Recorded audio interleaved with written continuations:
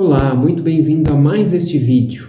Obrigado por escolhê-lo para assistir. Você sabe o porquê dos judeus irem nas sinagogas aos sábados e os cristãos nas igrejas aos domingos? Inicialmente, o sábado era o sinal da aliança mosaica entre Deus e os israelitas. Essa ordenança foi dada a Moisés no Monte Sinai. Disse ainda o Senhor a Moisés: diga aos israelitas que guardem os meus sábados. Isso será um sinal entre mim e vocês, geração após geração, a fim de que saibam que eu sou o Senhor, que os santifica. Guardem o sábado, pois para vocês é santo. Aquele que o profanar terá que ser executado. Quem fizer algum trabalho nesse dia será eliminado do meio do seu povo. Em 6 dias qualquer trabalho poderá ser feito, mas o 7º dia é o sábado, o dia de descanso, consagrado ao Senhor. Quem fizer algum trabalho no sábado terá que ser executado. Os israelitas terão que guardar o sábado, eles e os seus descendentes, como uma aliança perpétua. Isso será um sinal perpétuo entre mim e os israelitas, pois em 6 dias o Senhor fez os céus e a terra, e no 7º dia ele não trabalhou e descansou. Quando o Senhor terminou de falar com Moisés no Monte Sinai, deu-lhe as 2 tábuas da aliança, tábuas de pedra, escritas pelo dedo de Deus. Esse foi o 4º mandamento dado por Deus a Moisés no Monte Sinai, escrito nas tábuas dos 10 mandamentos. Lembra-te do dia de sábado para santificá-lo. Trabalharás 6 dias e neles farás todos os teus trabalhos. Mas o 7º dia é o sábado dedicado ao Senhor teu Deus. Nesse dia não farás trabalho algum, nem tu, nem teus filhos ou filhas, nem teus servos ou servas, nem teus animais, nem os estrangeiros que morarem em tuas cidades. Pois em 6 dias o Senhor fez os céus e a terra, o mar e tudo que neles existe. Mas no 7º dia descansou. Portanto, o Senhor abençoou o 7º dia e o santificou. Ou seja, os israelitas possuem o mandamento de consagrar o sábado a Deus. Mas e os cristãos? Por que se reúnem então aos domingos para ir à igreja? Porque foi neste dia que Cristo ressuscitou, no 1º dia da semana. Marcos deixa isso claro. Quando Jesus ressuscitou, na madrugada do 1º dia da semana, apareceu primeiramente a Maria Madalena, de quem havia expulsado os 7 demônios. E também pode ser visto em Mateus, Lucas e João. Além do mais, o apóstolo João conta que Jesus já apareceu vivo aos discípulos naquele mesmo dia, numa sala trancada.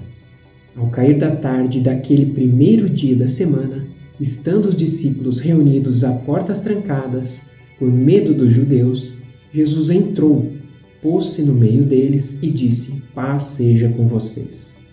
Não há dúvida de que Jesus tenha ressuscitado num domingo, no 1º dia da semana, após o sábado. E a partir de então, os crentes separaram o domingo para se reunirem e lembrarem da ressurreição do Senhor, pois é o principal fato que baliza a fé cristã, a ressurreição de Cristo. Se Jesus não tivesse ressuscitado, a igreja não teria subsistido. E temos mostras de que os primeiros pais da igreja se reuniam aos domingos. Como exemplo, temos esse texto escrito pelo apóstolo Paulo aos Coríntios. Quanto à coleta para o povo de Deus, façam como ordenei às igrejas da Galácia. No 1º dia da semana, cada um de vocês separe uma quantia, de acordo com a sua renda, reservando-a para que não seja preciso fazer coletas quando eu chegar. Tratava-se da coleta dos dízimos, que deveria ser feita aos domingos, quando eles se reuniam em suas reuniões.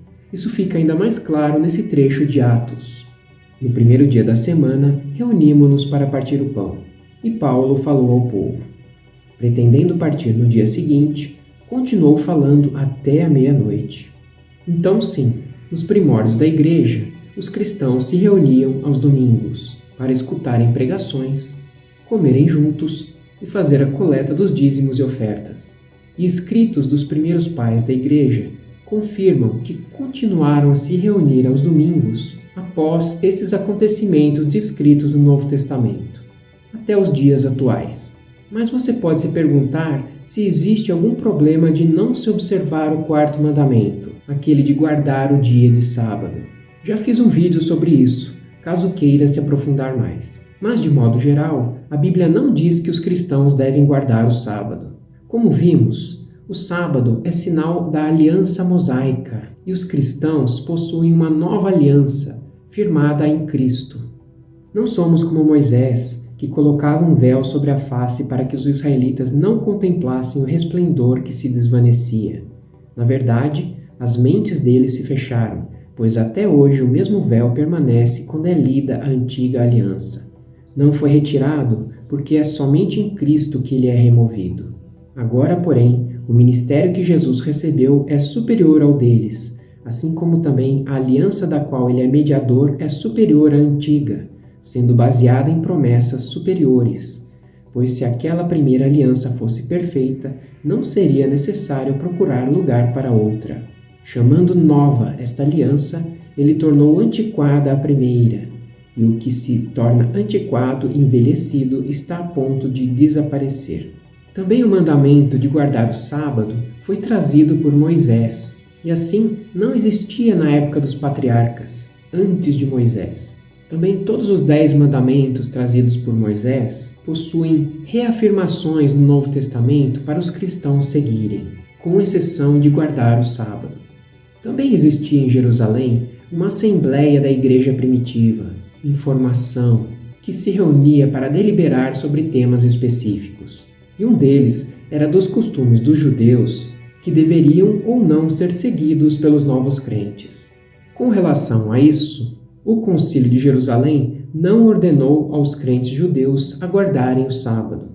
E o apóstolo Paulo, o grande escritor do Novo Testamento, nunca advertiu aos cristãos sobre uma possível violação a respeito do sábado.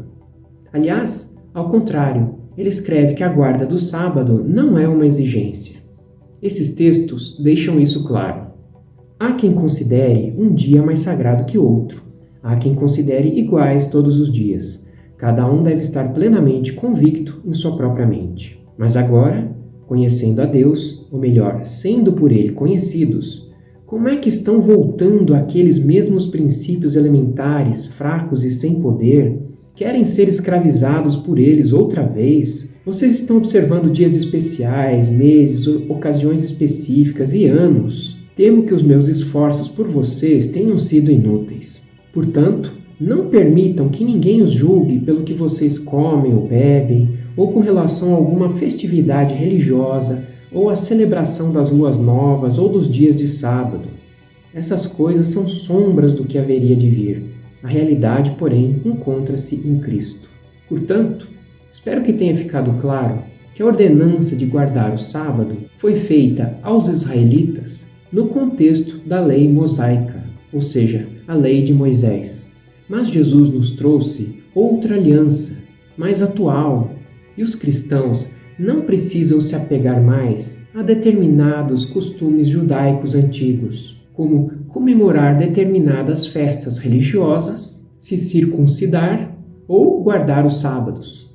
Assim, enquanto os judeus continuam a guardar o sábado, por fazer parte da aliança mosaica, os cristãos que vivem na nova aliança se reúnem aos domingos. E vimos que isso em função de comemorar a ressurreição de Cristo, e que foi se postergando até os dias atuais.